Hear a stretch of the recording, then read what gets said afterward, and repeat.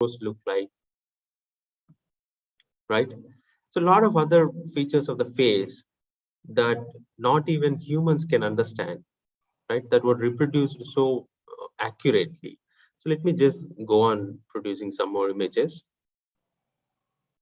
But here you can see the backgrounds, portion of the background is not very natural, right? It seems to be an attempt of another face with eyes here and probably hair, etc., right?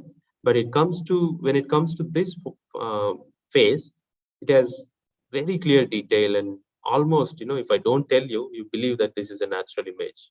This person exists if you think like that, right? Also, this is also very natural, close to believing, right?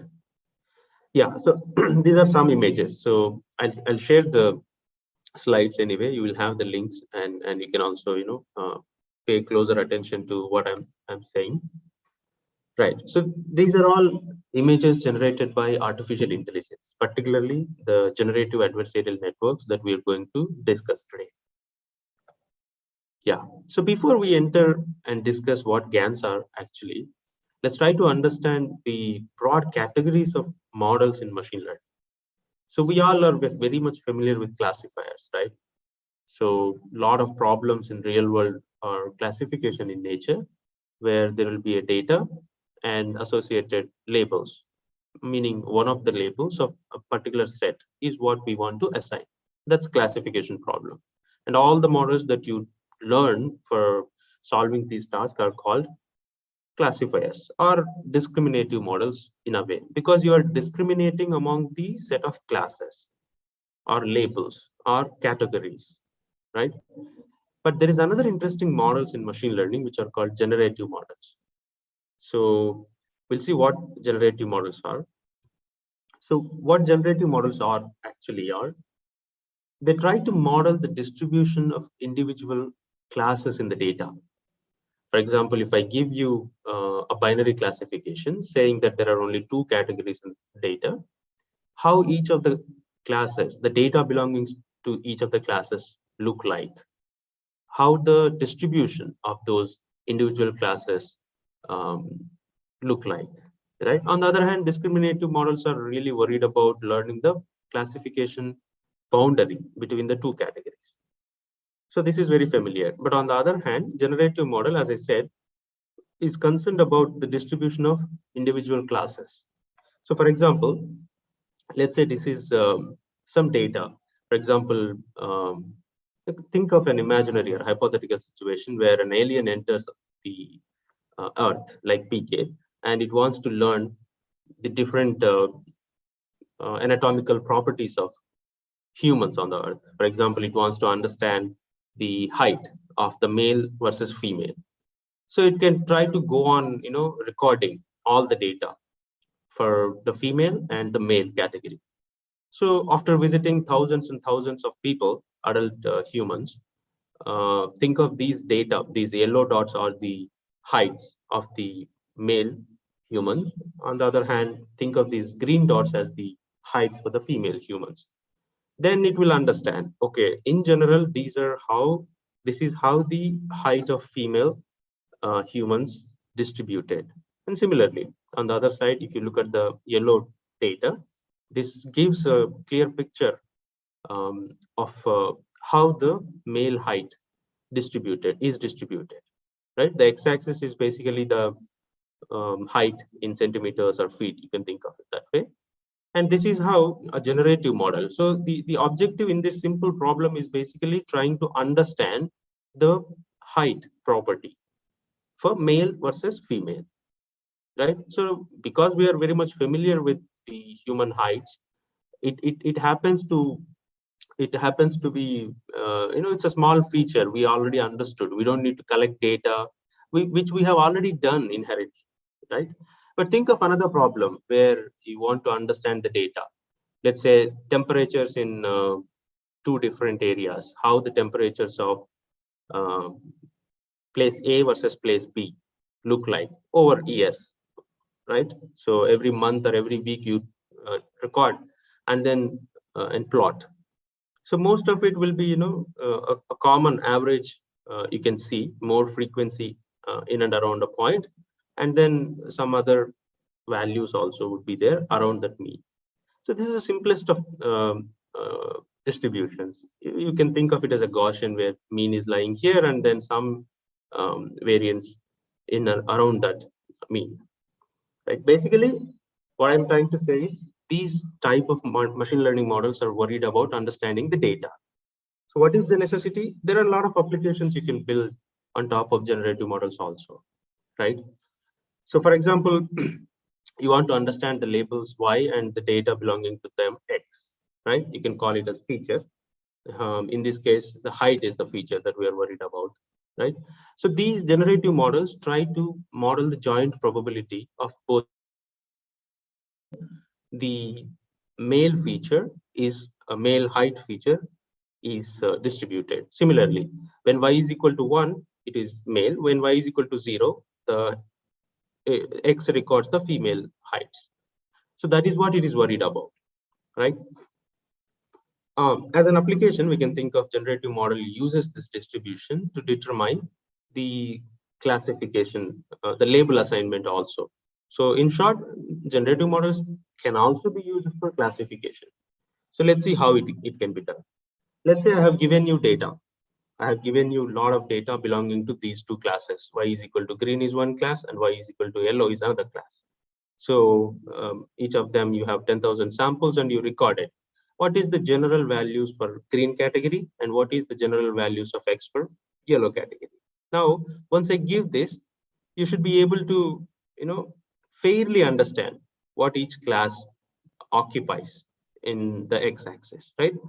If I give a new sample and don't tell you which class it belongs to, and then ask you to find out to which class it belongs to, you, because of the existing data, you can now make a pretty accurate guess, right? So that knowledge about the data is what generative models are after. Let's see how it happens. For example, after getting the data, you can make some simplistic assumptions like a unimodel Gaussian is sufficient to model this green class. At the same on the same arguments, you can think of another unimodel Gaussian that is modeling yellow class. For example, if the data is complex and you see multiple modes, then you can go for multi-model Gaussian, where a mixture of Gaussians is used for each of the classes separately. But this is a very simple data for the illustration purpose, so it is very easy to model using a unimodel Gaussian. Now, when I say fitting a Gaussian or learning a Gaussian from the data, what it means is learning the parameters of the Gaussian. So Gaussian has mu and sigma as the parameters. This is a very simple one-dimensional case. So mu is a scalar. In higher dimensions, if the features are more, you will have multidimensional Gaussian modeling the data, right? So this is probability of X given Y. So given the green class, given the label is green, how the X value is distributed? It is distributed like a Gaussian surrounding this mean value with so much variance. So this is one generative model, which is understanding the green class. Similarly, yellow class also. Given the label is yellow, how the X is distributed? So again, another Gaussian. You compute the empirical mean from all the data that you collected from yellow, so that you will understand what is the mean value. And from the same data, statistical variance also can be computed, and you can assign that variance for the Gaussian itself.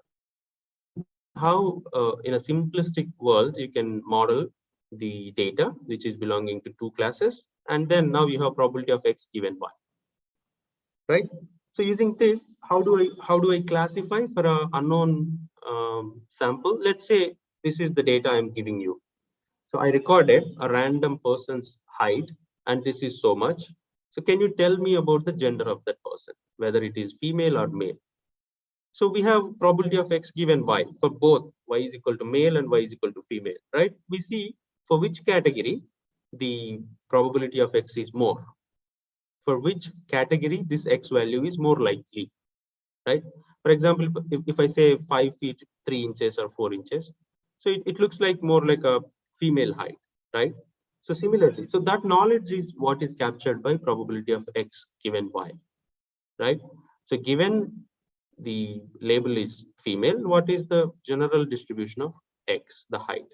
So this quantity is what you're going to compute for the given value of X.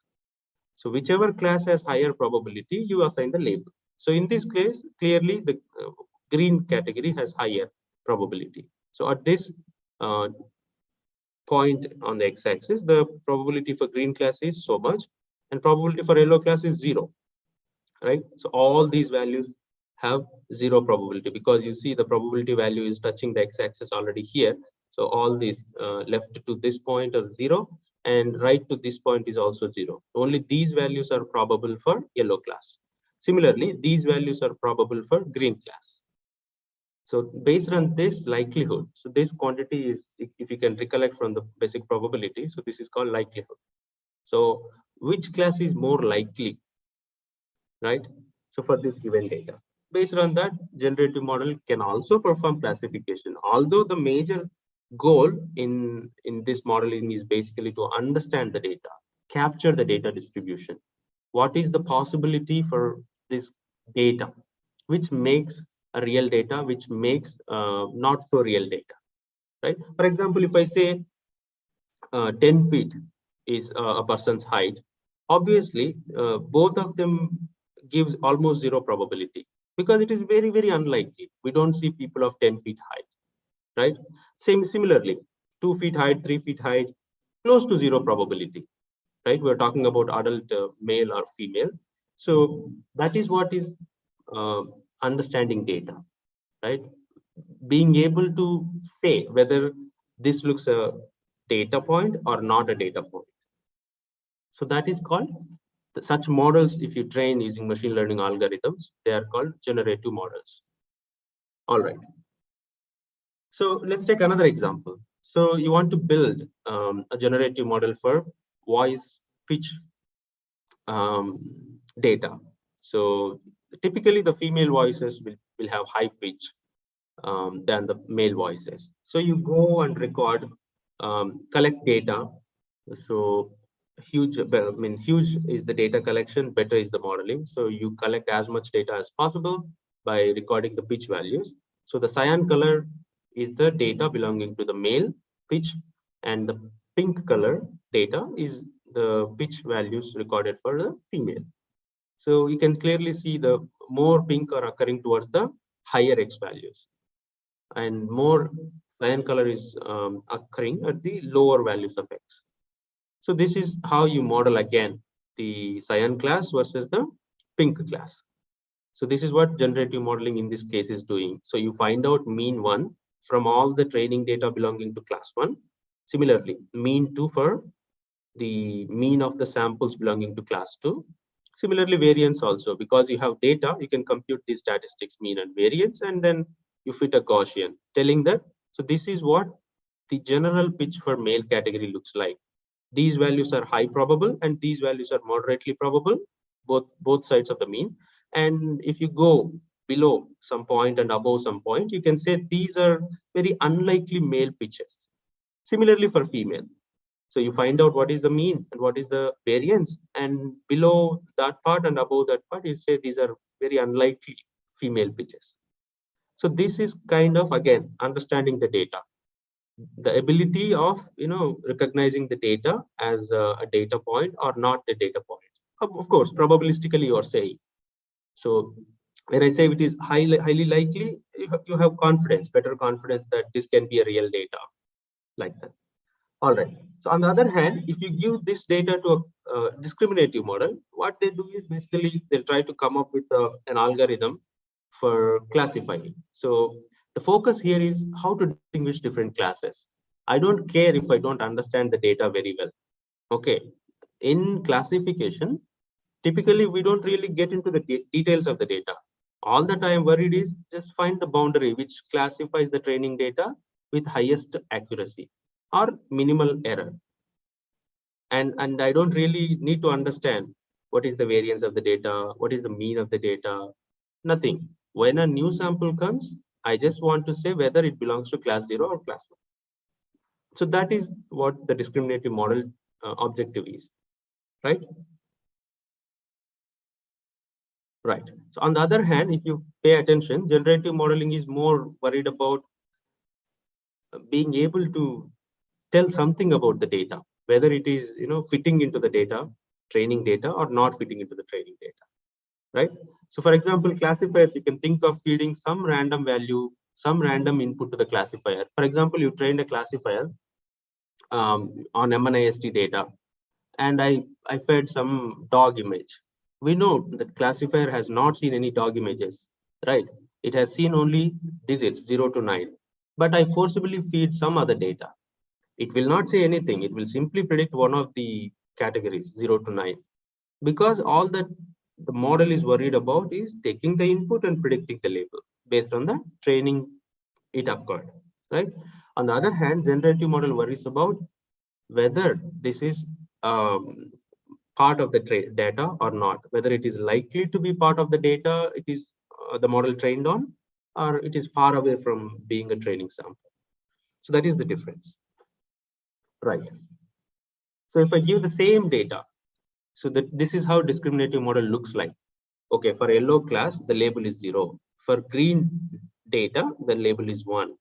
So I am trying to find this boundary, below which is category green, above which is category yellow. Same data, but the objectives are different. This is what is happening in the discriminative model. Again, so if you see probabilistically, mathematically, what we're trying to find out is probability of y given x. This is the posterior probability. You observed x and you want to find out what is the probability for x to belong to green category and x to belong to yellow category. Whichever has more probability, you will assign the label. That is how the discriminative model performs the classification. But try to recollect, the generative model did probability of x given y. So for a yellow class, is this a suitable x? Or for a green class, is this a preferred x?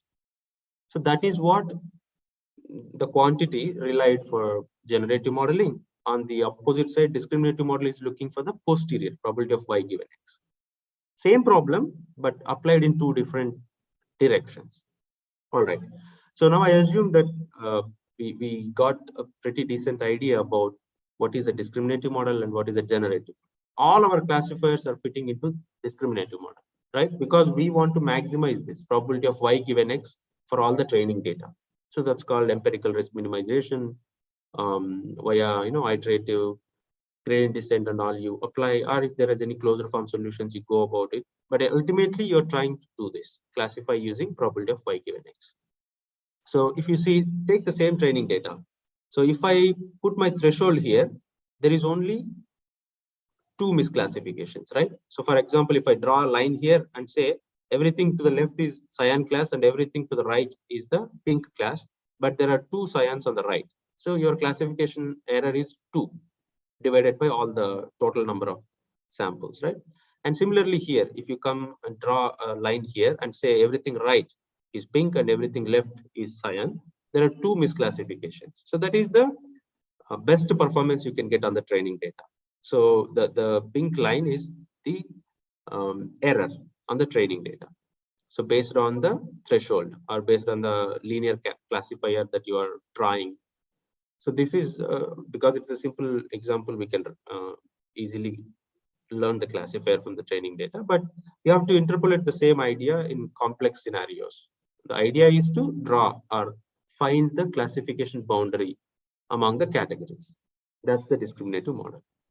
All right. So what are the advantages? So these two models are different in nature. They're looking for different properties of the data, and the objectives are also different. Let's try to compare what are the advantages for generative model and similarly for the discriminative model. So generative model is good in the sense it is less likely that you overfit. For example, this is the training data given to you. So there is a blue category and there's a red category, right?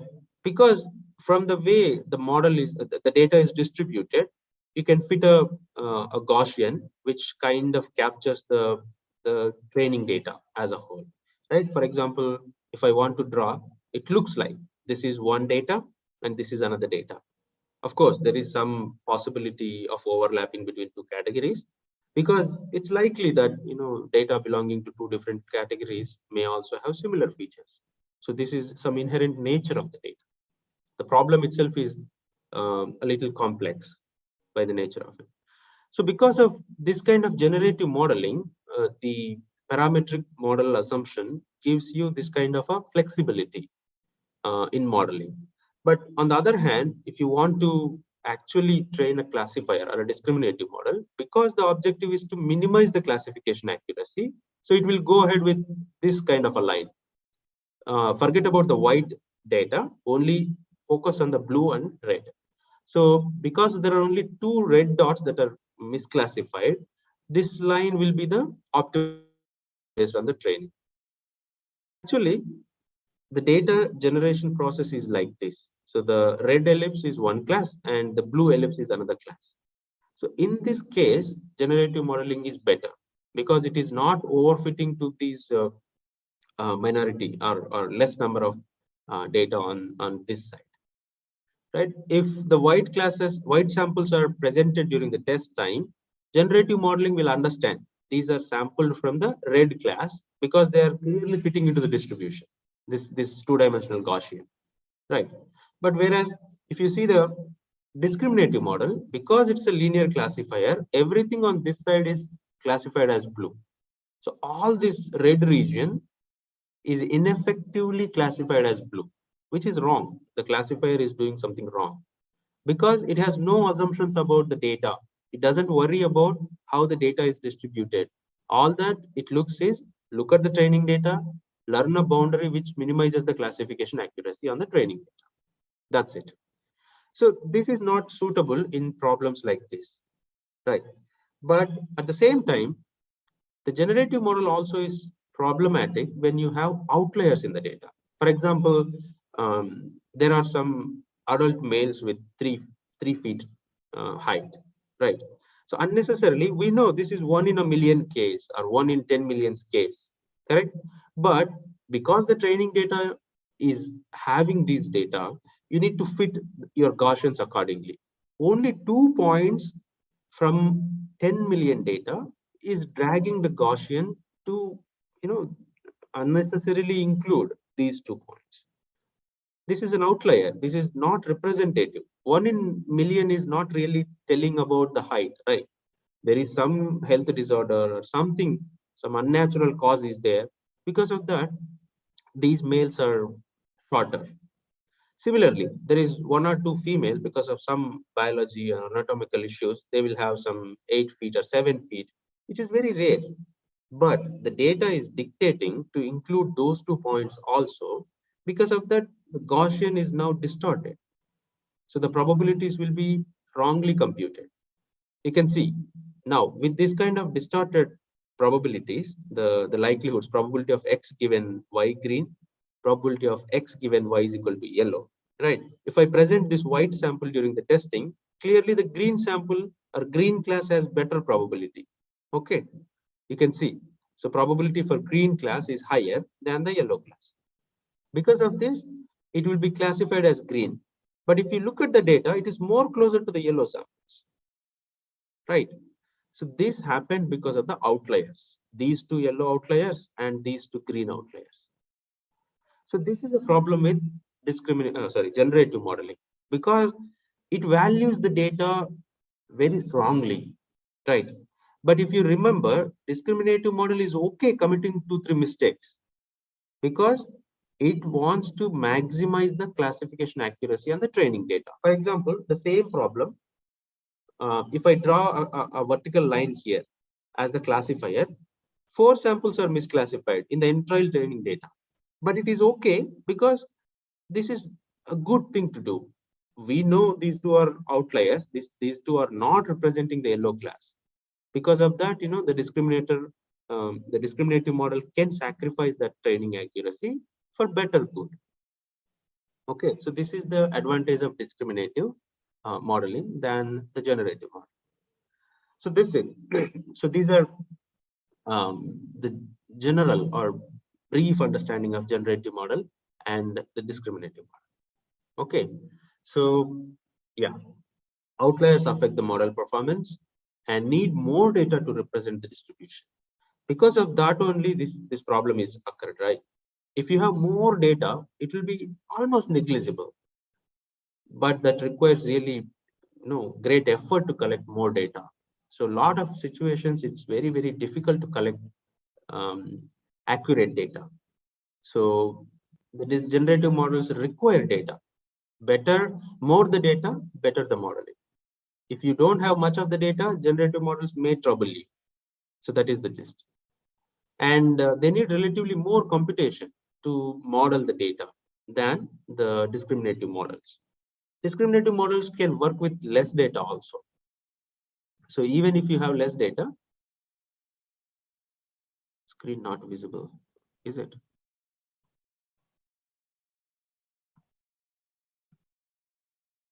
Can somebody tell me if the screen is visible now?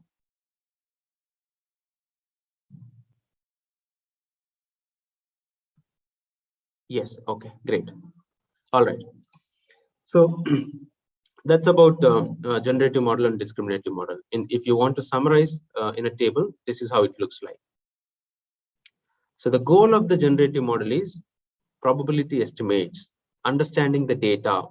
Understanding means whether the ability to tell whether this is a good data, it is not a good data, that kind of understanding. For example, if I tell you, does 70 kgs look like a uh, adult male's weight? Because we know how the data of that feature looks like, we can say yes, it is. If I say 230 kgs, you say no, that doesn't look like a sample. Because we understood the data. We know, we modeled inherently what is the weight of an adult Indian male, right? So that is what generative models capture.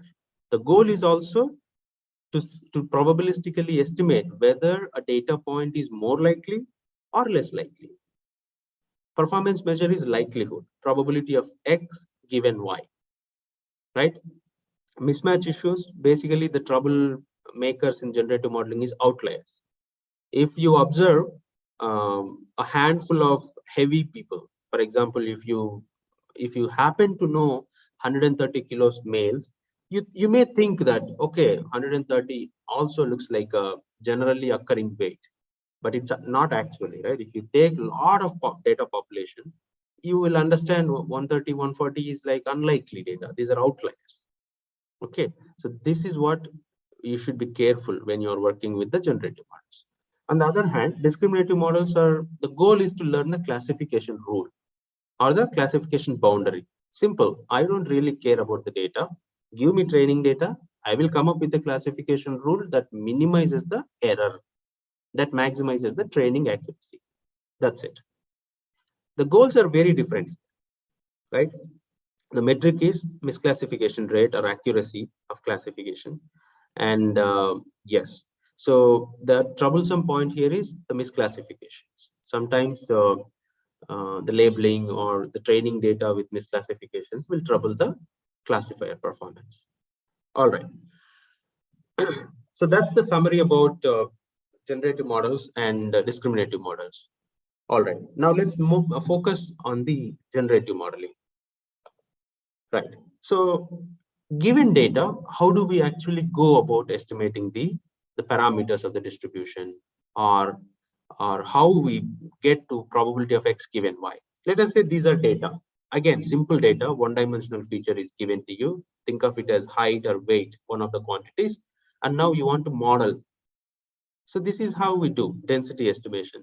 Simplest case, because you have data, you can make some suitable assumptions based on the data and domain knowledge of the data, right? If you are an expert of the domain, you will know how it is distributed and what sort of assumptions to make. As a domain expert, you should come up with that. And once those things are there, you can model using a unimodel Gaussian or any other distribution if you feel like the data follows other distributions. With proper justification, you can model using that. And this is how it looks like after you estimate the parameters like mu and sigma. All right. So there is another kind of generative modeling. This is called parametric density estimation, because you assume a parametric model because there are a lot of let's say there are multiple probability densities, right? Which of which you pick whatever is suitable in your knowledge. The other thing is basically sample generation. Okay, let's not worry about how the distribution looks like. Let's not make about any assumptions about the distribution. So let's think of it as a black box. Okay, so the distribution, I'm telling about the distribution, because here in this case it is clearly a Gaussian like distribution, right? But I don't want to make any such assumptions. I'll simply say there is some distribution. I don't know what it is, but I have a facility which makes the distribution to generate a sample and give it to. For example, you don't know the heights, okay, heights of the Indian male or Indian female, okay. So you come to me and ask me. So what can be, give me one possible height. I'll say 5'6". You again ask me 5'7". You keep on asking. I'll just say 5'7", 5'6", 5'4", 5'8", 5'9", 6'1". These are the values I am just giving you, right? I am a black box for you because you don't know about the data. You are simply asking me. I am just generating and giving it to you because I know what is the distribution of height for Indian males. I'm generating some random from my knowledge. I'm just generating and giving it to you. So this is called another modeling, non-parametric estimation or non-parametric modeling actually. So all that you are worried about is generating a sample from the distribution. We don't make any assumptions how it looks like, and we don't worry about the proper modeling and all. We are worrying about generating data from the unknown distribution. So for example, on the left side, I give all this training data. I've taken photographs from the real world and I trained some, because it's a very high dimensional problem, right? For example, you take 256 times 3, as opposed to this simple case where only one dimensional feature is what is being learned, right? This quantity is very simple. Complexity is almost negligible when you come here. Sir, we are talking about a very high dimensional problem. Think of a complex distribution in 256 times 3, right? So this is also very simplified. Real-time images that we make using our our camera, our mobile phones and all, they are megapixels, right? So megapixels means, that many dimensions are there in the single data point. So now I'm just trying to make you understand the complexity of the data. Because of that, it's almost impossible to model it in high dimensions. But instead, try to understand the data. What are the data that are possible? Try to understand all the possible dog images, all the possible cup images. That is also way too big. That's why in the example that we have seen, this example, are you able to see the screen where I'm showing the photographs of faces, human faces?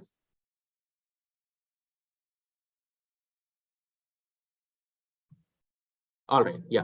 So this is a simplified world to me. World has all the objects, innumerable objects, cars, laptops, fruits, trees, pets, humans, a lot of objects are there. It is too much to capture. So let's try to restrict. Human faces is my data. I want to understand how human faces look like.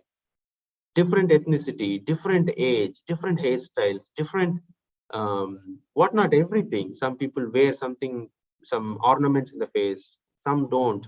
Because I know I've been exposure of more than 3 decades to human faces, right? As a person. And each one of us, not only me, all of us are exposed to human faces, right, from our childhood. So we know how a human face looks like. It has 2 eyes and they are symmetric, and there is a nose in between them, and there is below there is a mouth. We understood the data pretty well, and we know the color also varies from black to white. Different shades are possible. This is our knowledge about the human face data. But if you try to model it in high dimensions, however small it is, 256, 256, 3, or whatever you can think of, it's very, very complex. So that data we are trying to model using generative modeling, right? So that is where GAN is coming up, right? Let me just go back now, right? Because of the complexity of these data that we want to learn, what we do is we collect a lot of data similar to what we learned. So nobody really taught us, right? How, of course, there is some knowledge. We understand what makes a face. Somebody told us, right? Like these are eyes, these are mouth, this is mouth, and this is nose. Some knowledge is there. But think of a machine. What we are trying to do is we are exposing the machine to millions and millions of images. And from there, we want it to understand the data and then generate samples from it. Okay, so try to relate with my example. You don't know what is a human height, what are possible heights for human, and you go to a person who knows and ask, right? So give me a possible height, give me a possible weight, on all that. Because that person understood the data, he is able to give, he or she is able to give possible weights or heights. Similarly, think of a GAN. GAN is a generative model. It has gone through training data, huge training data. From that, it has to figure out how a natural face looks like, how a human face looks like. And once the training is over, you just ask the GAN to generate a face. It has to generate a new face. Because it understood the face data, it has to generate. For example, you see on the right, all these images are generated images. These are not real images. Okay, so that is what is generative modeling. Okay, I hope you guys are following. So let's try to understand why it is needed. Why what is the purpose of generative modeling? So we we're capturing images like anything, like never before in the human history. Today, thanks to 4G technology, thanks to VLSI technology, everyone is generating data like anything. Every minute, Twitter, all the social media, right? Text, images, videos, lot of generate data is being generated. Then why do we need generative modeling? Why to understand? We have so much of data. Why to create more and more face data? Right. So face data is something very abundant because everyone is very keen on uploading our own data onto social network. But what about other data, which is very, very rare, right? Which is very costly to generate or which takes a lot of effort to generate. So that is where GANs can help us generate data. If you understand the data very well, we would be able to generate synthetic data closer to the natural data, right? And also, as I said, manipulating high dimensional probability distributions is very, very difficult. So we need to, the intuitions from the lower dimensions fail in higher dimensions. It's not as simple as modeling using a simple Gaussian in lower dimensions. Because of that complexity, we'll throw all the math away from us and simply train a non-parametric model like GAN. So then we don't need to worry about math, how the probabilities actually behave in high dimensions. We don't care because we have GAN, we trained using data and it understood somehow. Okay, so that is a great deal of simplification in higher dimensions. And realistic generation tasks are required. We will see some of the examples. So some of these GANs are generating convincing music, convincing painting, whatnot, everything. You give data and it is able to understand it and then generate more convincing, realistic synthetic data. And in some cases, if you feed multiple modalities simultaneously, for example, individual model itself is very difficult. For example, video has two modalities, audio and the picture. Both of them are combined in the video, right? So modeling individually itself is a gigantic task, and now combining them and modeling jointly is another task. So such multimodal outputs and all, it gets a little easier with generative modeling. All right, so that's fine. So we are now convinced that it is a difficult task and it has advantages and it can do a lot of stuff. How do generative models work? How exactly this understanding training data distribution works? So let's try to see. So in a simple case like 1D, where I give all the possible heights from 1 million or 1 crore Indians, so you will fit a Gaussian. How do we do that? Mathematically, it looks like this. the probability of X given the mu sigma is high because you observed this, right? From the training data, because a person with this height existed, you need to maximize the probability for this X. You want to learn such a theta, which maximizes the probability for that observed X. So this is called maximum likelihood estimation, where you're maximizing the likelihood for the observed X. It is very intuitive because you observed they are true, they are accurate.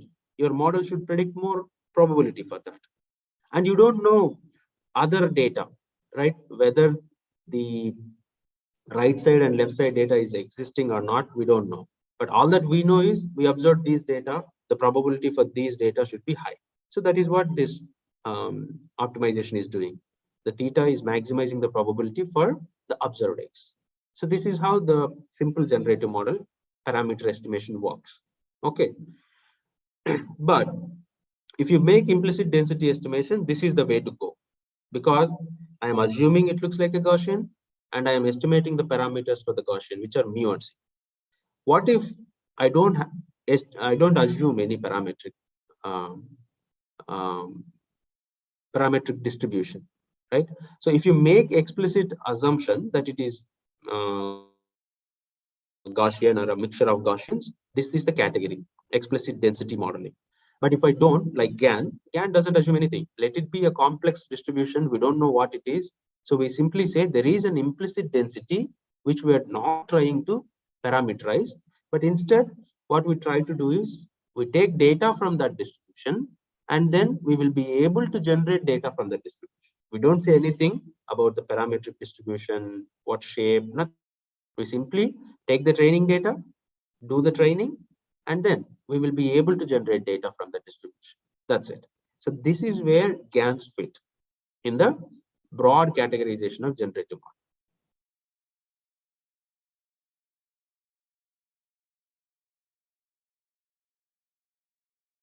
Okay, right. So now the GANs in the general machine learning modeling.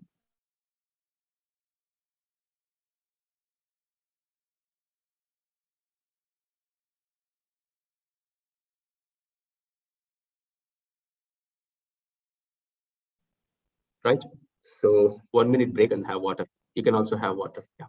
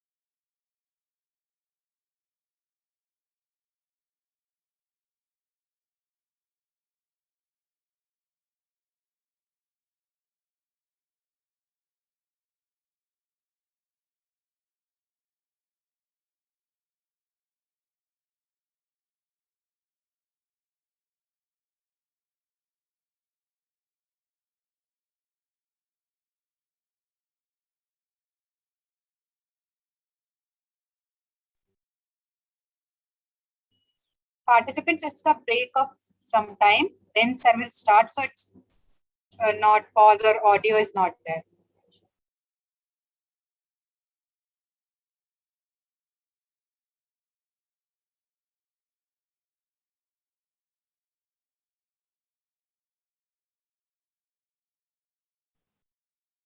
Yeah, sorry for not being clear. Yeah, I was just breaking for 1 minute because continuous 2 hours session. No, yeah.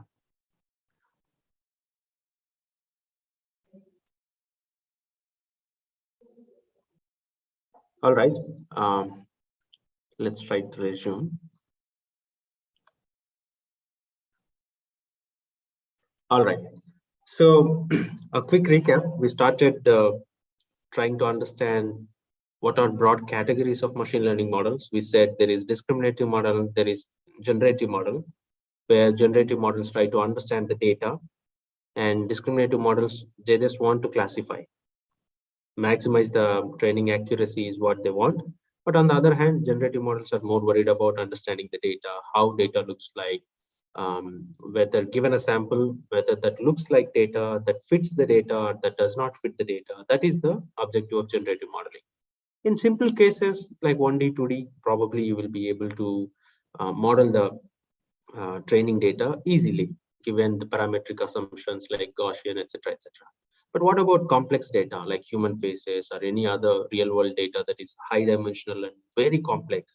So it's theoretical nightmare to assume any parametric modeling and try to learn the parameters using the maximum likelihood estimation. So instead, the another easier way is to don't make any assumptions, try to learn the inherent distribution without making any assumptions, and only ability will be to produce data from that distribution. So that is where GANs fit. That is called implicit density, because we are not explicitly making any assumptions about the shape or the parameters. Simply, we are saying there is some complex implicit distribution, and we are trying to generate samples from it. We don't know how, we don't want to know how it looks like. Okay, so that is what is GAN doing. So let's see. So GANs are invented by this fellow. This is Ian Goodfellow in 2014. And Jan LeCun believes it is one of the coolest ideas in machine learning in the last 20 years, if I'm not wrong. So this guy, Jan LeCun, is, all right. So this is father of deep learning, one of the fathers of deep learning, they consider. And he himself is very impressed with this idea. So it must be something really cool. So let's see how a generative adversarial network looks like. So basically, it is a neural network. It's nothing very different. It's also a neural network, but it will have two different portions. One is called generator, another is called discriminator. So you can see in the screen. So the generator is shown in the brownish or maroon color, and the discriminator is shown in the blue color. Both of them are neural networks. So I am assuming some neural networks knowledge. So in case, feel free to stop me in case you are not following. All right. So how does it work? We said it is a pair of neural networks acting together and acting in opposing manner. Also, we will see how it works. So let's first talk about the discriminator. What is the function of the discriminator? This discriminator is the guy sitting on the right side. What it does is it takes a sample from the real data. For example, again, human faces is what we want to learn. It is the data of human faces. So I'm taking one sample from there. And because it is real, it's a binary classifier. Discriminator is a binary classifier. So what are the categories here? Real and fake. Two categories. Real means the data is actually real face, real human face. Somebody is captured and that is forming X. That is called real class.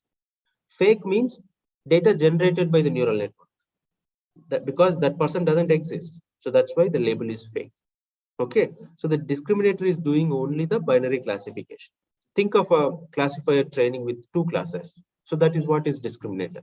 Simply, it will have access to both the real data and the fake data and learn the parameters in order to differentiate those two categories. That is the discrimination. So that clearly the name itself is suggests what the objective of discriminator is. discriminating between the real data versus fake data. So if it is the real data, try to predict higher probability. And if it is fake data, try to predict lower probability, right? So d of x tries to be near 1 if it is real data. D of x means the probability predicted by discriminator on x, right? So if the data is fake, let's say the generator is generating fake data. That means it is artificially creating some human face. When that image is fed to T, it should give close to 0 probability, right? It's very simple. Binary classifier, high probability for real images, low probability for fake images. That's it. But how the generator is generating the fake data? So that is the key here. So role of discriminator is very clear. It is to inspect a sample and find out whether it is real or fake. Okay, right. Then the main point here is generator should generate fake data. So think of a situation where generator is a thief or a forfeiter. Think of this uh, fake currency, right? So a lot of criminals, they try to generate currency, print currency that is very close to the real currency, right? So generator, with his knowledge, with his or her knowledge about the currency, or think of this, in this particular case, think of a painter. Okay, this generator wants to sell fake painting thing, and deceiving the buyer that it is the original genuine painting. Okay, so because the generator is not very expert, initially everybody starts at 0, right? So if I ask the neural network to generate faces, because it doesn't know any face, it will generate some random noise. And obviously the buyer or the discriminator will say, no, no, no, this doesn't look like a real data, real paint. Then the generator simply goes back and tries to improve his skills and comes up with this kind of a painting. Still, it is far from a real painting, right? So the discriminator says, no, no, no, this is not a real painting. Don't fool me. I'm not here to be fooled by you. So simply rejects this sample as fake. And then generator strives very hard, looks at the data, tries to understand the data, how the actual data looks like. The skills get improved slowly, and a little better picture or paint the generator comes up with. Still, it is not really close to the real Mona Lisa painting. So the discriminator says, no, still, this is not a real painting. This is a fake painting. Again, so even the minute details that the generator missed, it tries to understand how the hair looks like, how the facial features look like, all those intrinsic details, very, very small, minute, fine details, it tries to capture and then brings something like this. Still, it's not perfect. The discriminator rejects it, saying this is fake. I don't think it is real, right? So the discriminator is trying to reject the generated data. So that is what is actually helping the generator to become better at producing more and more real data, right? So this time the generator succeeds, right? Because the generator really understood the data, how the facial features look like, how the background, natural background looks like, everything. And the generator gets it. And then finally, the discriminator accepts, thinking that it is real, right? So that is when the generator kind of fooled discriminator, because this is a fake data generated by generator, but the discriminator thinks it is real data and assigns quite a strong probability for this, right? So that is the training process. In a very, very non-technical terms, this is what is happening. So think of generator as generator neural network, and think of discriminator as discriminator neural network. Both of them communicating in this language. Generator comes up with a generated data. Initially, during the initial iterations of the training, it will be very poor in generating the data, but the discriminator helps it by backpropagating the loss, gradients of the loss, and slowly, the generator, tries to understand broad details, and then finer details, step by step, it will understand, and finally, the discriminator gets fooled. So that is when the generator we can say the generator understood the data. It is now able to generate samples from the distribution, training data distribution. For example, if you are feeding all the digits data, the generator will be good at generating digits data. On the other hand, if you feed a lot of human faces as the training data, the whole world for generator is human faces only. It will try to understand how a human face looks like, what are the variations, what are more natural variations. For example, color, eyebrows, facial hair, specs, or any ornaments like the earrings, etc. All these things, if you expose the generator to a vast variety of data, it will try to understand. Its knowledge improves. And similarly, the discriminator also needs to be trained iteratively by giving more and more tough fake data, right? So that is the game between generator and discriminator, because they are deceiving each other. In fact, generator is deceiving, not the discriminator. So it's a fight, right? Generator's objective is to fool discriminator, but the discriminator's objective is to not get fooled. So some equilibrium will be established where the skills of the generator are very, very impressive. And that is when we say the generator understood the data distribution. Okay. So how exactly it happens? The architectural details, it's like this. You take a vector or a random sample from distribution, for example, 10-dimensional Gaussian or something like that. You take a noise vector, random vector, and then pass it through different layers of the neural network, deconvolution layers, etc. I'll show one of the architectures also towards the end. So this is how the neural network transforms a random sample in smaller dimension to a data point in a higher dimension. Think of this as a 10-dimensional vector. Okay, slowly, layer by layer, it gets transformed using deconvolutions and other neural network layers.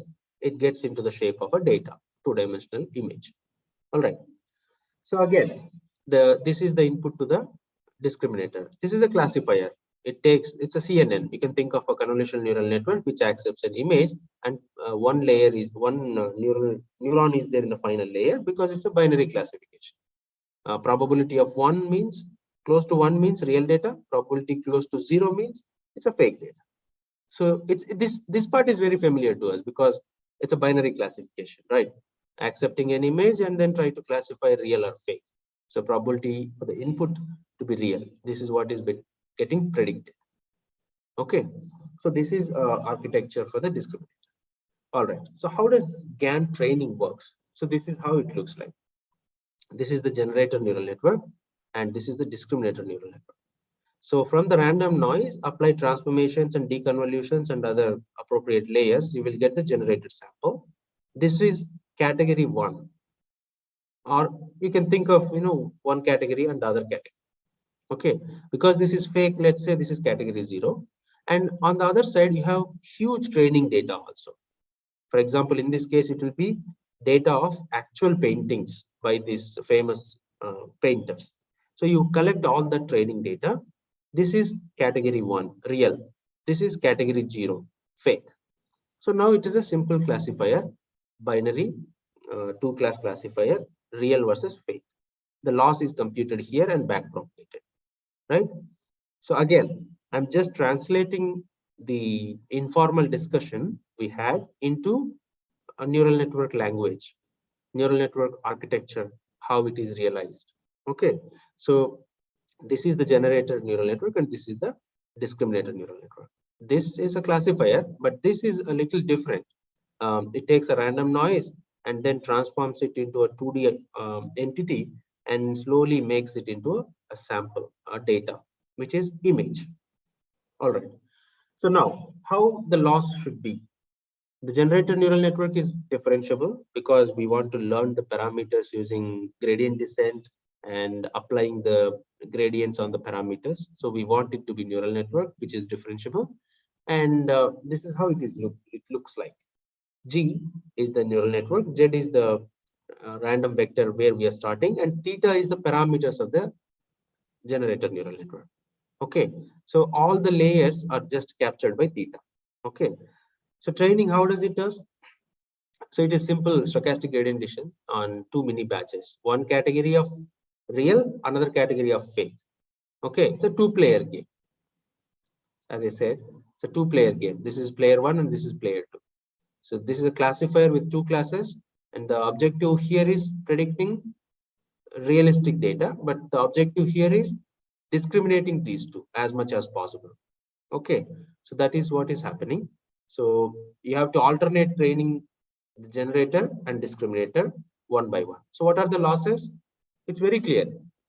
The generator discriminator, what it does, it wants to recognize or discriminate real versus fake. When the real data is given, it wants to predict closer to one. When the fake data is given, what X is real data, X is sampled from probability of real data. X is a real sample taken from the data. So here you can see expectation over Z, and G of Z is the fake data. G is going through, sorry, Z is going through capital G. The output is a fake data. When you feed this fake data to D, because it is fake data, the confidence should be closer to 0. Okay, closer to 1 means log of dx, closer to 0 means 1 minus log of log of 1 minus dx. So this is what the simple GAN objective for training is, right? It's as simple as we discussed. For real data, discriminator should predict closer to 1 probability. For fake data, it should predict closer to 0 probability, right? So because of the minimization configuration, you see both of them minus, but dfx and 1 minus df, g of z. So otherwise, you can simply say you can write plus here and then write df g of z. So 1 minus you can remove. So that is also another possible loss, right? It has to behave differently for real and fake. So the difference is log of dx, log of 1 minus d of g of x. So that's the only difference. So this is what discriminator learns. The generator learns exactly the opposite. It wants to generate fake data to have closer to 1 probability. Okay, so because the objectives are opposite, you can simply take the above loss and add a minus sign. That's it. So only one equation used with a negative sign for generator, as is for the discriminator. Right. All right. So just 1 second. I'll show you how this looks like in a. It's a simple in PyTorch. If you want to realize these objectives, this is how it looks like. Are you able to see the hypothesis notebook? Yes, sir. All right, great. So these are all typical imports, etc. So this Z dimension of the Z, I'm taking 8 dimensions. So based on the complexity, based on the domain knowledge, you can choose this to be different for different problems. And so simple, well, let me just take you to the data. So this is my data. My target is data lying on the half circle, you can say. Okay, so this is my data. I say natural data looks like this. That means from -2 to +2 within or on this half hemisphere. No, this is not sphere. This is circle only. Okay, upper half circle. Okay, this is the data. It's a very specific data. I want to learn a GAN which understands this data and generates samples from this distribution. Okay, so I know it's a very simple data, two-dimensional data, right? I want to learn a GAN to do this, to learn this. So I'm starting from 8-dimensional latent space Z, and my neural network is, all the architecture I'll show. It's a very simple architecture. You can see here, it's a MLP, multi-layer perceptron, where the first linear layer is transforming 8 to 100 and then 100 to 2, because my data is 2 dimensions. In the end, I want the data in 2 dimensions. That's why the last layer of the generator is having 2 neurons. Okay, so based on, for example, if my data is images of 256, 256, 3, you will have that configuration here. The output of the final layer will be that of the dimensions of the input data. All right, so this is a very simple generator trying to generate two-dimensional data. And the discriminator, we said discriminator is a binary classifier, right? So it takes two-dimensional input, the first linear layer, and then there is a ReLU, non-linearity, and one neuron. Remember, it will predict close to 1 probability for real data and close to 0 probability for fake data. So that is why my discriminator is a very simple two-layer classifier neural network with one neuron in the final layer. Okay, right. So this is my training data. I can take a lot of training data on this line. So because I am generating, this is how I generated. I took the circle x squared plus y squared is equal to 2 squared. From that, the top circle, top data I have taken. So I have plotted like this. Let's say.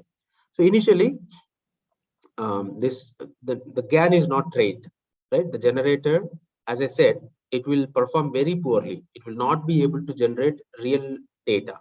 So this is why, this is what the data is. So before training, I generated data from the generator. This is how it looks like. It's very, very far from the real data, right? -2 to +2, and this should lie on the circle, right? But it is nowhere near. It's close to origin and everything is falling around the origin because the model is not trained. The generator is not good at generating the data. Okay, let's start training. So batch size is 10 and learning rate is something, and optimizer for G and optimizer for D. Both of them are there. And iteratively, I take real data and then fake data. Both of them I'll take. And if you see the loss here, yeah. Right. So the loss, and then yes, yeah, okay. The first is for, excuse me. So the 1 minus D scores on fake. So log of 1 minus D dot mean, right? So this is the generated loss.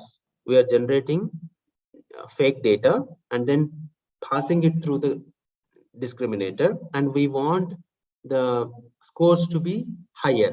That is how the generator learns, right? And if you go to the alternating iterations, if you go to the optimizer for D discriminator, exactly the opposite, right? So this is minus of this whole, but the second term is independent. That is not relevant for the generator. That's why I'm writing only one. So I'll explain. So let me just go here. Sorry, where is this? Yeah. So if you see, the generator loss is this because it takes two types of data, D of X, sorry, the real data X and the fake data G of Z, right? But in case of generator, actually this first term is not relevant to generator, right? Because this part of the equation doesn't involve parameters of G. That's why only the second part is used here. If you take minus of this entire thing, the first term will become 0 anyway during the gradient backpropagation. I hope you see what I'm saying, because the first part doesn't involve G. Even though it is taking minus of the entire thing, this will be irrelevant. All that generator worried is about fake data should get better confidence. That's what this term captures. So that is what the loss for the generator like this. This is the loss for generator. And on the other hand, discriminator, it has to predict lower confidence for fake, higher confidence for real, right? That's why it has two terms in the loss. You perform alternative optimization. One iteration you update G, another iteration you update D, alternating between those two, right? If you learn, you can, I'm not running, these already iterations are run. That's why I'm showing. So the loss will saturate after some point, and then you can see the data. Now, if you ask the generator, just take off the discriminator, only the generator part you can take, and you can see. So now the data is falling on the hemisphere that we have taken the training data from, right? -2 to +2. So this is where I'm generating. Generating is very simple now. So model of G, this is my neural network model underscore G. I'm taking random 8-dimensional random sample and then passing it through the model. This is how I created fake data and just plotting this fake data. After the GAN training is over, look at the difference. Before the training, this is how it looked like, the fake data. And after the training, this is how it looks like. Because you think of the same scenario. Here, the generator has no clue about the training data, what it means, how it looks, what are the training data samples taken from the distribution, nothing, no idea. Once the training is done properly, now it has a clear understanding of training data. What makes training data? All that knowledge is captured. And then, of course, we didn't make any parametric assumptions. We did not say it looks like a Gaussian. We did not say estimate the mean, variance, nothing. Some complex, sophisticated distribution is there in high dimensions. We don't know what it is. It's okay. We'll simply learn a model which understands the data and gives the samples, generates the samples from the data. Right? That is this generative model, which is known as GAN. All right. So yeah, so if you increase more and more iterations for training, generate data, yeah, so you will have more and more data samples generated from there. And for example, I mean, this file I created when I was in IIT and I made an assignment. So let's say this is the training data. So the data looks like it is a 2-dimensional data. The distribution is like this in the shape of IIT Tirupati. So you can take the training data from this and then generate, train the generator. After you train the generator, you should generate the green samples based on the training data. It should also look like in this fashion. So in the same space, 2-dimensional space, it should look like this. All right, so that part is not here, but you can just do the same code, copy paste, and then take the training data from there. All right, so this is a very simple GAN example where we try to understand 2-dimensional data, which is lying on the circle, the top half of the circle, and try to understand the data and then try to generate once it is understood. All right, so that's something about the implementation aspect. It's a very simple data, but the examples that I have shown are images. Images are very, very high dimensional data, right? So it requires a complex modeling. It requires more data to understand, because think of all the human faces, the amount of variability, the amount of complexity. First of all, it's not very easy, right? The digits data is very, very simple. You can understand there are how many variations a zero can have, right? Everybody writes zero almost more or less similar. 1, 2, 3, 4 also. There is variety. Different people write in different manner, but there is limited variety as opposed to human faces, right? Even in a given geographical region, we have huge variety in human face features, right? Now we are thinking about a very huge population, maybe with different ethnicities and all. So it should have more and more capacity to understand the data distribution and being able to reproduce those very naturally, right? That requires a more sophisticated architecture. MLP will not do. Multi-layer perceptron, which is only linear layers, right? It will not capture because of the limited capacity and also architectural limitations. That is where people thought about deep convolutional GANs, simply DC GAN, DC, deep convolutional GAN. So what they mean is the data which has higher sophistication requires better capacity of the generator. So that is where this deconvolution layers, project and reshape, and all these kind of architectures are invented. And slowly from one-dimensional vector, you reach W cross H cross 3. Initially with very small resolution like 32, 32, 3 or 64, 64, 3. Slowly now GANs are capable of generating 512, 512, 1024, 1024, megapixel images are also generated with quite impressive fidelity. So the architectural changes that are required for giving sophistication are more on the CNN lines. Okay, I will not go into much of the technical details, but this is how it looks like. All right. So on the other hand, discriminator is still a classifier, binary classifier, but this time it is accepting an image. So this is a very familiar architecture for us. This is a CNN classifier, taking a 64-64-3 input and then predicting binary classification, 1 for real, 0 for fake. So you do convolutions, pooling, ReLU, all sort of things that we know from CNN knowledge. You can use this in this context. So that is what makes a DC GAN discriminator. All right. So the training is similar. Training, there is no difference. Only architectures are different. The loss objectives are also same. Now, because of the complexity of the data and complexity of the problem itself, the neural network is it requires more capacity. That's what the gist of this DC GAN is. All right. So this is one of the very early convolutional GANs. So I think this is the first of it. Actually, if I'm not wrong, this is the first of convolutional GANs. So they tried learning bedrooms. As I said, visual world is very, very complex. If I want to learn the entire world, it requires immense power, immense data, and also a long, long time. So people started with simple problems. Okay, of all the visual scenes, let's try to understand bedrooms, how bedrooms look like. So that is what they started with. Elson bedroom dataset is there, where they have captured different bedrooms in different colors, in different lightings, in different areas with different furniture inside.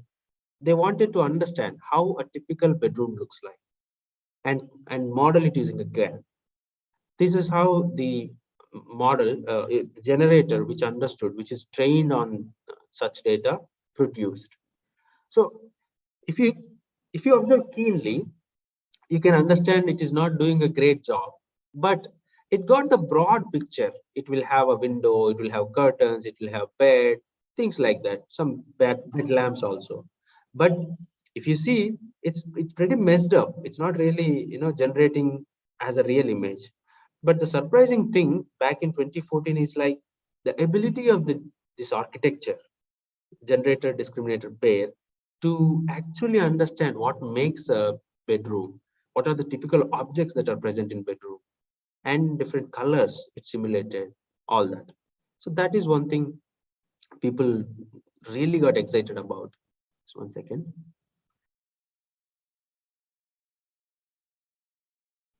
So that is what made a lot of people be impressed about this GAN architecture. And quickly, a lot of people started investigating and studying and contributing to GAN literature. So there are now, I don't know, tens and hundreds of GAN architectures and training mechanisms and loss types.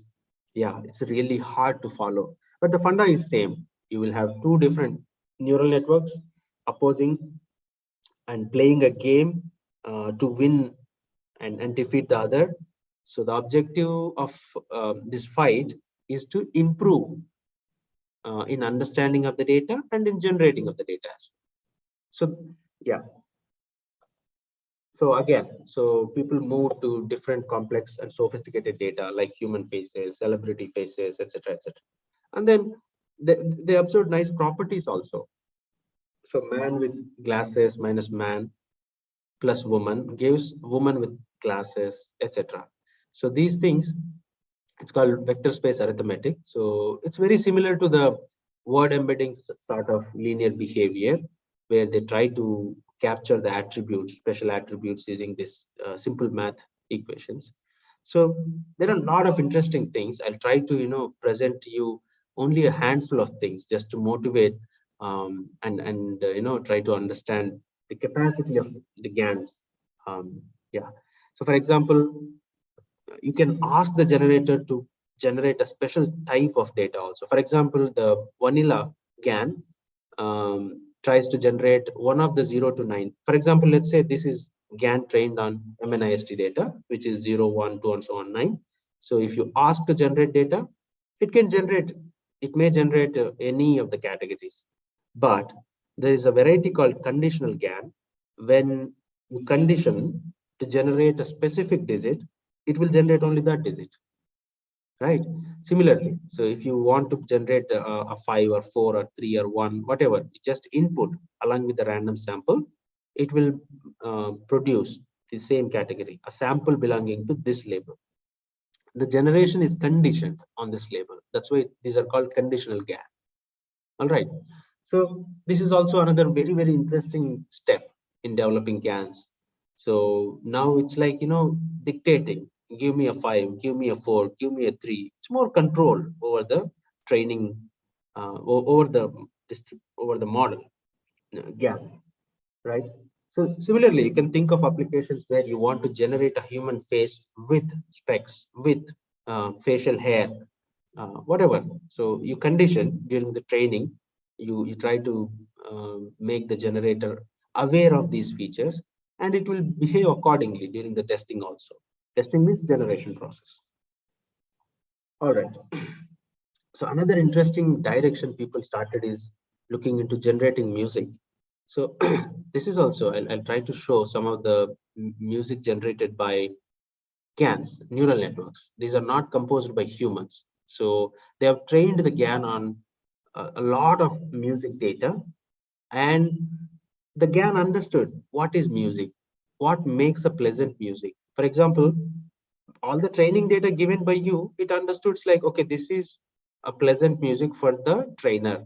So for example, you are training whatever favorite category of music you like, you can give all that, and that GAN understands, okay, this is music, everything else is not music. So it will try to understand that whatever sounds that are there, and it tries to understand and then produce a different data which falls in this category, right? For example,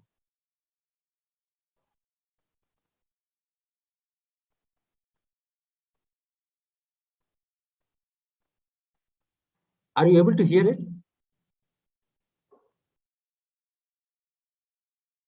Can somebody, okay. Oh, okay. Anyway, so yeah. Oh, somebody says yes. Okay, fine. So basically,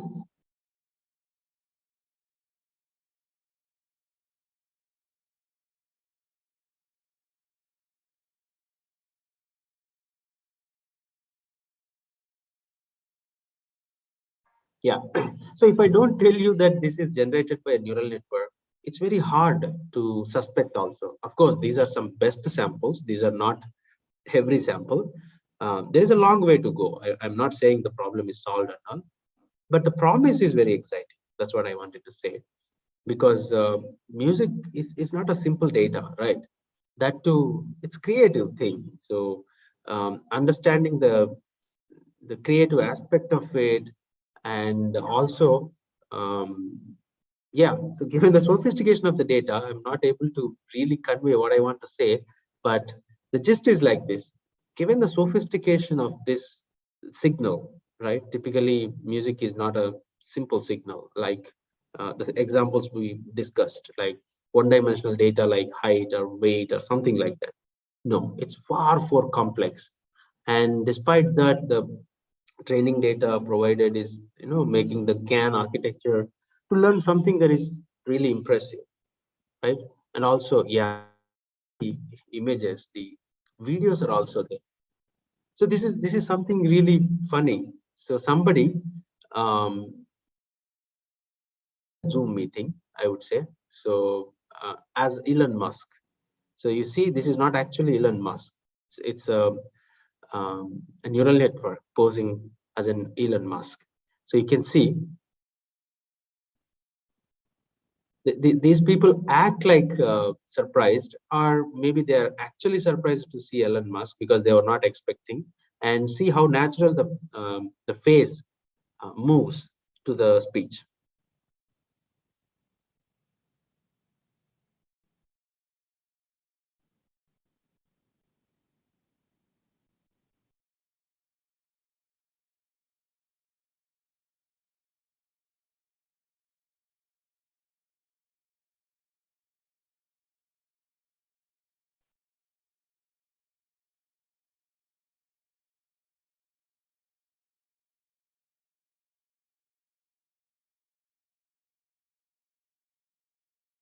Yeah, it's a very small video, of course, but it's called deep fake.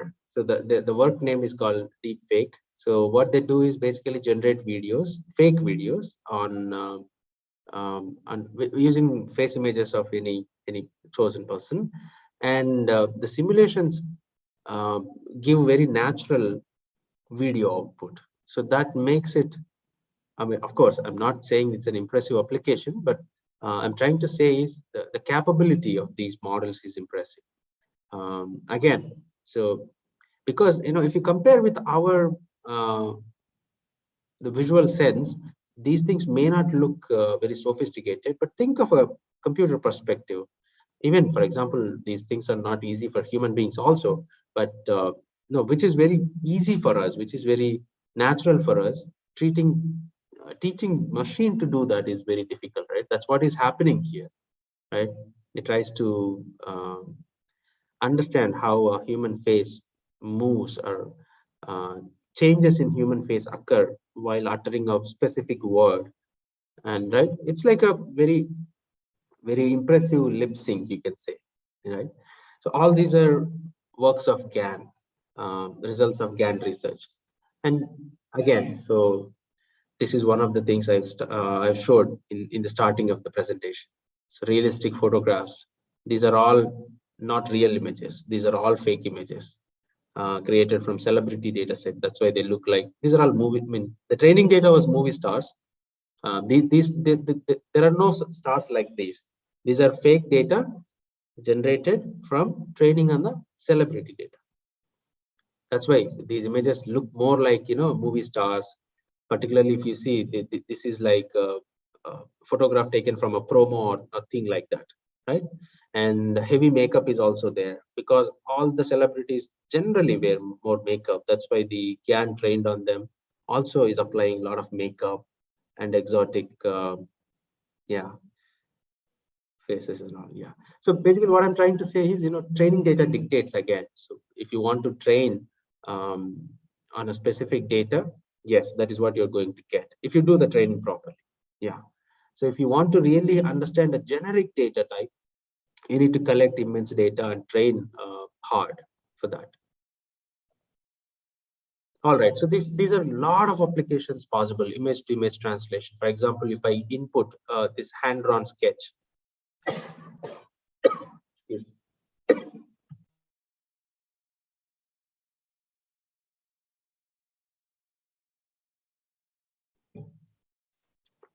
For example, this is an application where a user draws on a mobile device or a tablet with one of these pens, and then the GAN takes this sketch input and tries to produce a realistic image sort of thing, right? For example, this sketch has become an image.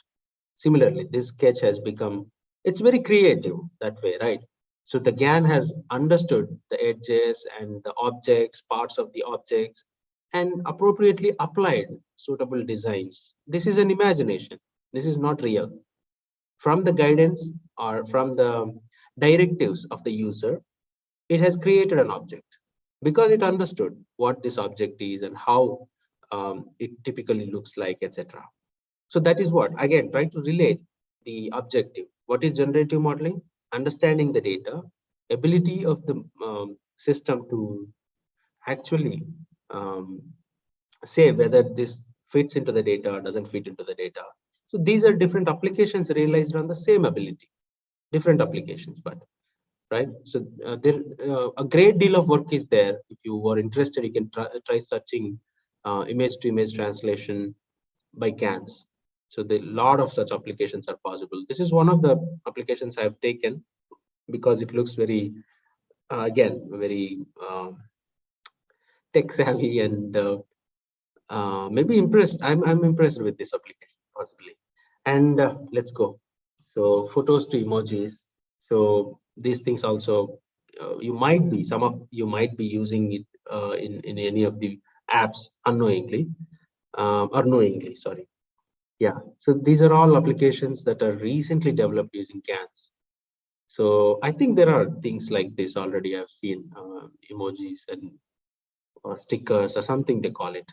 WhatsApp also. Yeah, a lot of such applications. So for example, photo editing is also possible. You apply different constraints. So again, think of a conditional GAN, right? You apply so much features, you remove these features, you can control the generation, and based on that, the reconstructed images will have suitable features of what you desire. Right, the same real image, you constrain on it, make it blonde, make it with bangs, and a male version of this, how it looks like. So changing different aspect of the generation, right? So this is an ultimate control, right? So the way to see this experiment is, it is giving more flexibility within the framework of this data point. You're changing other aspects, right? You're adding smile to the same face. How does it look like? So it tries to retain other aspects, and then this mouth area, it adds smile, right? It's like extreme control. You're manipulating data the way you want to, only because you created the data, you owned the data, you understood the data. Again, face aging, this is also another, I think there was some time a lot of people applied this app, how you look after 20 years, how you were in your childhood, all these things, right? These are not so contributing to humanity applications, but what I mean to say is these are technical innovations that were possible because of GAN, right? So yeah, applying age to a selected photograph, these are not yeah, easy. Again, super resolution is one of the traditional problems where GANs are applied. So taking the under resolution image and trying to improve it, the resolution of the image. So I'm not going into the more details. Yeah, GANs are capable of doing this also. By going through a lot of high resolution images, it will understand high resolution. The world of high resolution they understand, and the data of high resolution is what they learn and try to produce the uh, counterpart, the high resolution images for the low res input. All right, so image inpainting is also another great application because it understood. For example, if I give this dog image to one of us, and broadly we can do justice because we know how a leg originates from the body, where the leg meets the body, and because the body has black dots, I will assume this portion also will have black dots. The same thing, machine is also doing the same in painting based on the understanding of the data. Not only this sample, from a lot of training that it has seen, it will try to fill in the missing data. So all these examples are like that only. It has to understand the continuity of the edges by looking at lot of such photographs, because the edges are lost here, right? But it is not losing the edges, it is continuing the edges within the missing region also. Similarly, the continuity of the color, blue color, everything. Right. Excuse me. Yeah, so here you can see the edges of these buildings is also retained. Again, this is what we mean by understanding the data. We know how the building edges look like because we are exposed to from our childhood. The GAN also is doing the same thing. It understood how the buildings look like, what makes a realistic building. That's how its knowledge is used in painting. Yeah, a lot of such applications. But again, so based on the data, based on the training, you will be able to see some mistakes, some inconsistencies. These are again handpicked. I'm taking the these images and figures from papers, corresponding papers, which are obviously handpicked. Not every time you will get similar output, right? There will be failure cases also, equally good number of. But the promise, I want you to observe the promise and recognize the model's capacity and the framework's ability. The framework is very, very new, right? At least 7, 8 years old only at the most. And a great deal of applications are already out there, and people have, I mean, it's still continuing. GAN is being studied even now. All right. So what is the we are coming to the towards the end of the discussion, but how do we measure the faithfulness? How to actually quantify the um, capacity or capability of these GANs? How to compare two GANs? So there are a lot of simple approaches proposed. For example, humans are the best to evaluate the outputs of GANs, right? So if we go through a handful of images, we know how it is performing. For example, we did that in case of the human faces. We observed the details, whether the symmetry is maintained, whether the facial features are all intact, everything, right? So that is the best. Human evaluation is the best. But obviously it is very difficult. We cannot scale it, right? So automatic measurements are also there. For example, inception score, FID, things like that have been proposed, and they have been improved. Not the very first metrics are definitely not ideal, but slowly things are getting there. And yeah, yeah. So the summary is basically there are metrics to evaluate the GAN performance also, how well it has understood the data.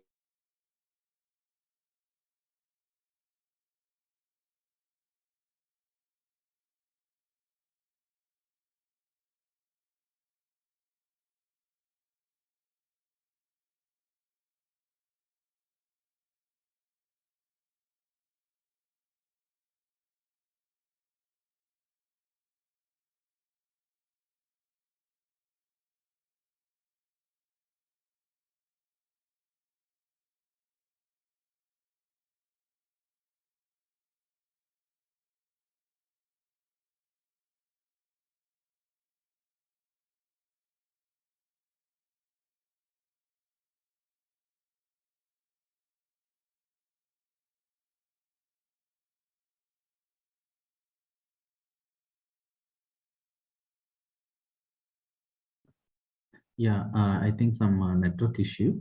So expert network might be disconnected. Just wait for 1 or 2 minutes.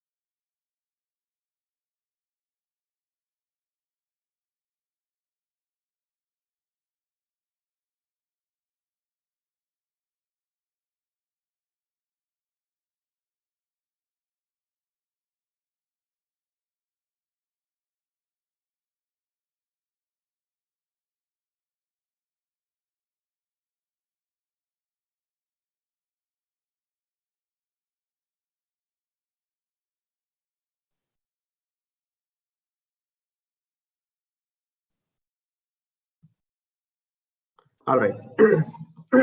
Yeah, I'm back. Yeah, I'm sorry. I think there was this. Yeah, please enable the screen sharing also. I'm not able to screen share.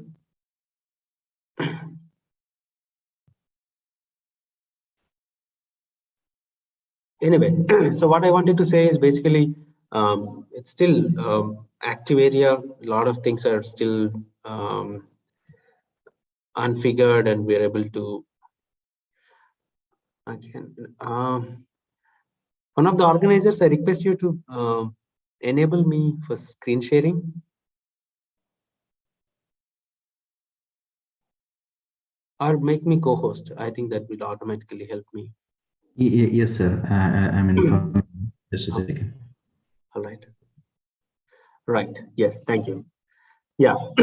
So there are metrics automatically to evaluate the ability, the faithfulness or fidelity of the GANs, etc.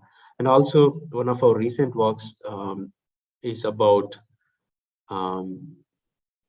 learning GANs when there is a class imbalance. For example, during the training, you try to give all the varieties in equal number. What if you have a long tail data like this? Some of the classes have very high number of training data, and some of the other classes have very small number. So generally, if you give these things, the majority classes dominate the learning. And what we need to do for retaining the variety of the minority classes, this is one of the recent works we have done in collaboration with IASC. So basically, yeah, so I'm not going into the technical details, but these are different problems. Of course, we are not we have not completely solved the GAN problem, but then we are also looking at other related problems in GAN training, right? So I'll stop here so that we'll have at least some time for interaction. So I'll try to share these slides with one of the organizers. Through one of the organizers, you can get them. And probably the basic code also I'll try to give, so that you will probably try your hands and then train on your own interesting problems. Yeah. All right. Just the summary. And before I again stop, I'll give you the summary. Basically, we started with understanding the broad categories of machine learning models, which is generative and discriminative. We understood what generative modeling is, and we compared it with what discriminative modeling is, and we kind of compared the drawbacks and advantages of both of them. Outliers is bad for the generative modeling, and discriminative models don't worry about understanding the data. They simply worry about minimizing the classification error, and based on that you need to choose. And for classification, but they do in a posterior is used by discriminative models, likelihood is used by the generative models. The name itself is suggesting the model should be able to generate data. That's why it is called generative modeling. Discriminative model, on the other hand, is just worried about classification. All right, so minimization of the training error is what it wants. And then we said simple data, we can go for parametric density estimation, assume Gaussians or any mixture of Gaussians, and then go for parameter estimation. But what if the data is too complex? Then high dimension problem will come, and we don't want to do anything like that. Simply go for implicit density estimation. No explicit density assumptions or modeling. Simply try to learn the ability to generate samples. And there are a lot of applications also, as I showed, for that kind of a GAN generative modeling. And GAN is an impressive model. It's a neural network with two components, generator and discriminator. Generator tries to generate fake data. Discriminator tries to discriminate between real and fake data. That competition helps the generator and discriminator, each of them, to get better at what they do. And eventually some equilibrium is achieved where the generator tries to understand all the aspects of training data so that it comes up with very, very realistic fake data. So that is when we say equilibrium is achieved, and the GAN generator is ready to generate data. So it is modeling very complex high dimensional data distribution, which we don't know, but only what we have is the samples from the distribution from which we are training the GAN. All right. So a lot of applications in computer vision, speech, whatnot, everywhere. So whenever there is training data scarcity, you train the GAN and try to generate synthetic data. That is where, I mean, if I'm not wrong, might also be using GANs. But anyway, yeah, a lot of applications are available. Are possible. And what we have not covered is, metrics like FID, interception score, IS they call it. Those are very simple. How the features extracted from the fake data are close to the real features. Based on that, you try to measure the fidelity of the GAN. All right. So if you have any questions, probably, yeah, we can take. Thanks for patiently listening to my 2 hours. There is a question from Amit Kumar Pandey. Okay. GAN should have discriminative network, which is trained on training data set. Getting any inputs are generated better and better in generating model by validation by the next training model. Is this my understanding is correct? Santosh, can you please copy paste the same thing? Sir, yeah, this is Amit here, sir. I think. Okay. Yeah, please. Yeah, I can. So this question anyway you have answered, sir, regarding the when you again you just repeated all the summary of that. So I got that point. So thank you, sir. It was very good session. So another question what I had was, sir, just wanted to validate the use case. Like one of the use cases, like someone is filling the online application form, suppose somewhere. So just filling the mandatory columns, can we use this GAN there to autofill all the other information based on the the historical data set or posterior database, which is already trained by the discrimination model? Right. It is possible, but you don't need to be creative in this application, right? For example, data like what data, for example, sex or address or what I mean to say is that in this case you don't need to be creative. You don't need to generate data. So for example, it can memorize all the possibilities from which the user can select, right? Yeah. But the other applications, you need creativity. You need to generate data that is not existing in the training data, but looks similar to the training data. Okay. So that part is the main objective of GAN, being creative in generating realistic data. So just memorizing and then reproducing may not be very intelligent. You just need memory for that, right? Yes, sir. Got it. Yeah.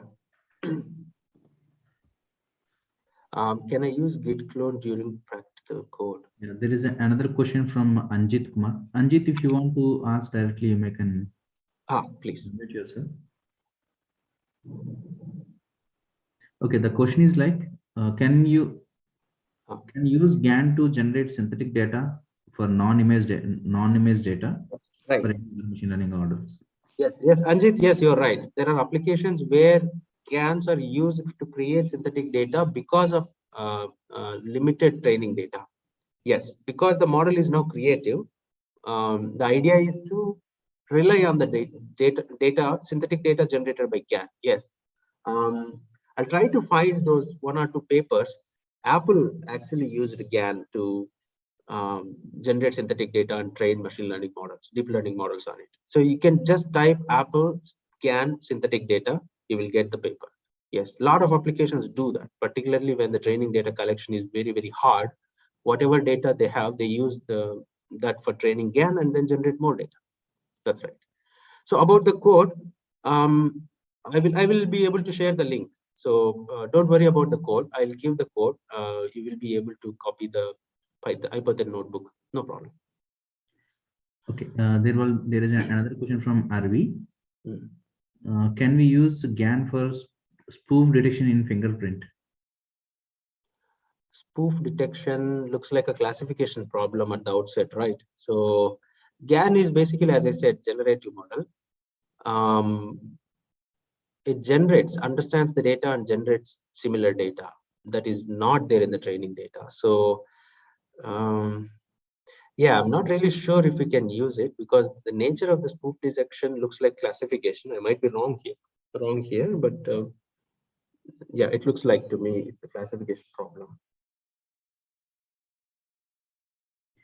Oh, okay, sir. One more question from Sumit. Can you tell how GAN is used occlusion handling? Occlusion handling. Yes.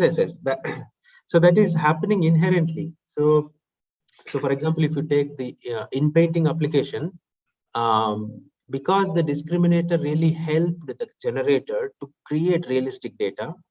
So if somebody very intelligent is opposing you to improve your generation skills, obviously it happens, right? So the discriminator is telling, no, this is fake data because edges will be straight. Your edges are, crooked. Obviously, it's an iterative process. The generator improves to understand what the discriminator is expecting, right?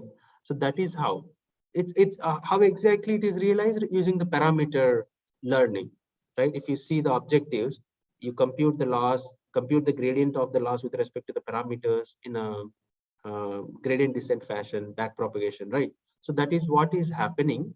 But ultimately, the broad idea is discriminator is helping to generator to become better at it, right? Occlusion is handled because a lot of training data it has seen. Unless the training data patterns are there to handle occlusion, it will not be able to handle, right? Only because training data is covering all those scenarios where the edges are there, where the dog patterns are there, right? For example, the dog image, because it has understood the body of the dog, how it looks like, given the other portions, it will fill, right? So try to train one GAN, you will be able to understand, or try to read the initial paper DC GAN, you will be able to appreciate more. I tried to cover very broadly because given the audience broadness, I did not really get into the technical aspects. Yeah. I hope, Sumit, you're happy with my answer. Yeah.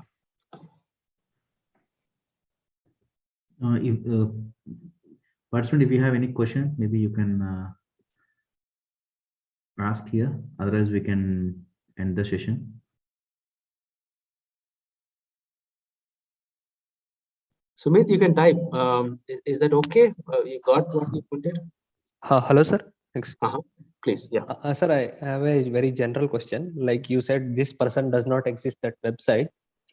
If we are given the same image, we will not be able to tell whether it is a fake data or real data. Like how you tell that is a fake data? Like if the same image if is given to me, I will not be able to tell that is fake data. But you said this exists. But how I will be able to tell that is fake? Like now you know the website, right? Now I know the website, but yeah, somebody told me that the developers themselves told that we trained a GAN which is capable of generating realistic faces, and you can access at this URL. From that, I got to know. Okay. Yeah. So basically, they are creating the website. They created the website with their own research. So that's what it's NVIDIA actually. NVIDIA's website. Okay. Yeah, they developed this GAN and then they're showcasing their research in a way. Okay. Thank you, sir. True. It is very, very dangerous. If you see, if you just extend your question, it's very dangerous because tomorrow some news channel broadcasts some video. Nobody really can understand whether it is a real video or AI generated fake video. So this is really dangerous technology, if you ask me. Somehow, it is happening, and we need to, fairness and all those aspects come into picture. Yeah, true. It is a two-edged knife, so people can use it in a different way. Unfortunately, we hope not so, but you never know.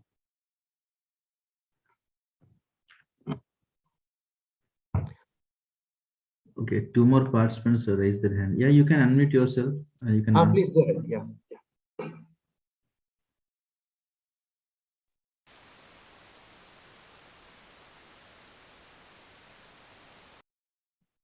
Any more questions?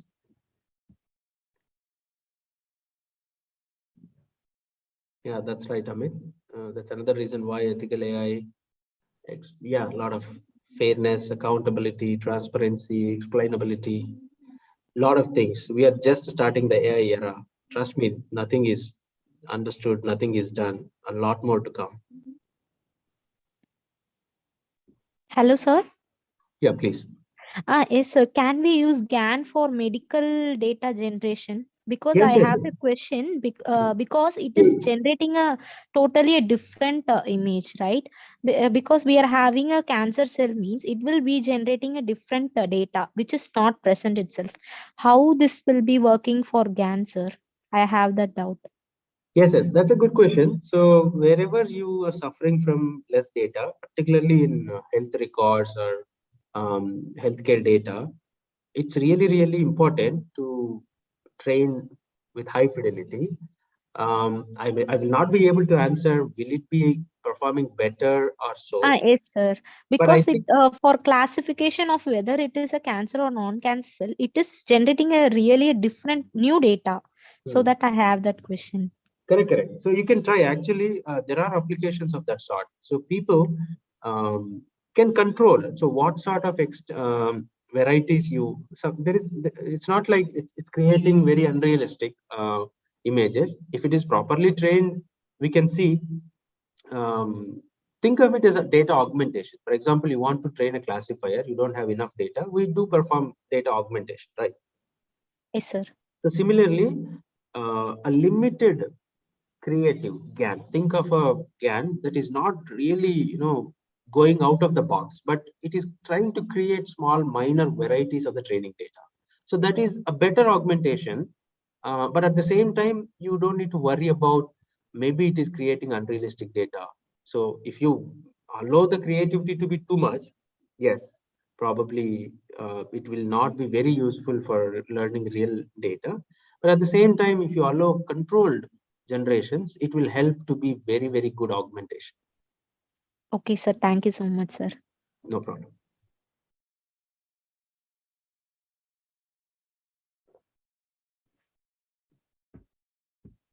So any more questions, participant?